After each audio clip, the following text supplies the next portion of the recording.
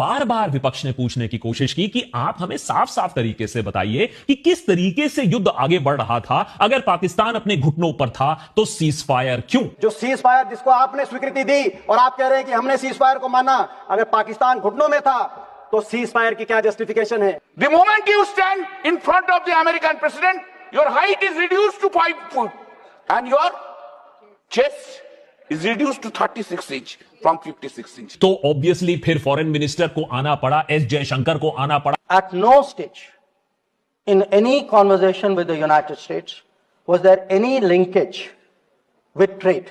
There was no call between the Prime Minister and President Trump. लेकिन S Jaishankar जी को याद दिलाया गया कि ये रील्स यहां नहीं बन रही है। संसद में सवाल ये जरूर उठेगा कि ऐसा क्यों है कि 26-28 बार हर दूसरे दिन ट्रंप ये बार बार बोलते रहते हैं कि उन्होंने ये युद्ध रुकवाया था।